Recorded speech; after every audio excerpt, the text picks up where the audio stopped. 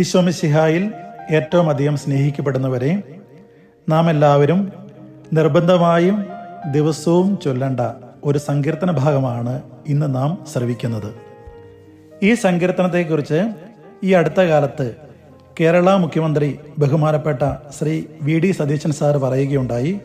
അദ്ദേഹത്തെ ദിവസവും നയിക്കുകയും അദ്ദേഹം ദിവസവും വായിക്കുകയും ചെയ്യുന്നത് ഈ സങ്കീർത്തന ഭാഗമാണ് എന്ന്. അതുമാത്രമല്ല, നമ്മുടെ മിക്ക ധ്യാനഗുരുക്കന്മാരും പണ്ഡിതന്മാരും പറയുന്നത് ഈ സങ്കീർത്തനം നാം ദിവസവും ഒരു തവണയെങ്കിലും ചൊല്ലി പ്രാർത്ഥിക്കണമെന്നാണ്. കാരണം ഇത് ചൊല്ലി പ്രാർത്ഥിച്ചു കഴിഞ്ഞാൽ നമ്മുടെ ജീവിത തടസ്സങ്ങൾ മാറും, എല്ലാ നിയോഗങ്ങളും സാധ്യമാകും. നമ്മൾ ഒരു യാത്ര ചെയ്യുമ്പോൾ അതിൻ്റെ ആരംഭത്തിൽ തന്നെ ഈ സങ്കീർത്തനം ചൊല്ലി പ്രാർത്ഥിക്കണം. അതുപോലെ പല നിയോഗങ്ങളോടെ നമ്മൾ മുന്നോട്ട് പോകുമ്പോൾ ആ നിയോഗങ്ങൾക്ക് വേണ്ടി നാം ഈ സങ്കീർത്തനം ചൊല്ലി പ്രാർത്ഥിക്കണം. പ്രിയപ്പെട്ടവരെ, ഒരിക്കലും നിരാശപ്പെടേണ്ടി വരികയില്ല. അതാണ് 121 സങ്കീർത്തനം.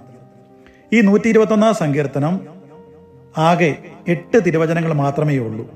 അതുകൊണ്ട് തന്നെ നമുക്ക് പഠിക്കുവാനും പ്രാർത്ഥിക്കുവാനും വളരെ എളുപ്പമാണ്.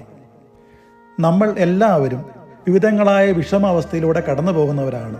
അതുകൊണ്ട് തന്നെ നമ്മുടെ എല്ലാ വിഷമങ്ങൾക്കും ഉത്തരം നൽകുന്ന സങ്കീർത്തന ഭാഗമാണ് 121 സങ്കീർത്തനം. മക്കൾക്ക് ജോലി കിട്ടാതിരിക്കുമ്പോൾ, കടബാധ്യത മൂലം വിഷമിക്കുമ്പോൾ, സ്നേഹമുള്ളവരെ, ഈ സങ്കീർത്തനം നാം ആവർത്തിച്ച് പ്രാർത്ഥിക്കണം. അതുകൊണ്ട് തന്നെ 121 സങ്കീർത്തനം നമുക്ക് ഒരുമിച്ച് പ്രാർത്ഥിക്കാം. പർവ്വതങ്ങളിലേക്ക് ഞാൻ കണ്ണുകൾ ഉയർത്തുന്നു, എനിക്ക് സഹായം എവിടെ നിന്ന് വരും? എനിക്ക് സഹായം കർത്താവിൽ നിന്ന് വരുന്നു. ആകാശവും ഭൂമിയും സൃഷ്ടിച്ച കർത്താവിൽ നിന്ന്. നിന്റെ കാൽ വഴുതാൻ അവിടുന്ന് സമ്മതിക്കുകയില്ല. നിന്നെ കാക്കുന്നവൻ ഉറക്കം തൂങ്ങുകയില്ല. ഇസ്രയേലിന്റെ പരിപാലകൻ മയങ്ങുകയില്ല, ഉറങ്ങുകയുമില്ല. കർത്താവാണ് നിന്റെ കാവൽക്കാരൻ. നിനക്ക് തണലേകാൻ അവിടുന്ന് നിന്റെ വലത്തുഭാഗത്തുണ്ട്. പകൽ സൂര്യനോ രാത്രി ചന്ദ്രനോ നിന്നെ ഉപദ്രവിക്കുകയില്ല. സകല തിന്മകളിൽ നിന്നും കർത്താവ് നിന്നെ കാത്തുകൊള്ളും. അവിടുന്ന് നിന്റെ ജീവൻ സംരക്ഷിക്കും. കർത്താവ് നിന്റെ വ്യാപാരങ്ങളെ ഇന്നും എന്നേക്കും കാത്തുകൊള്ളും.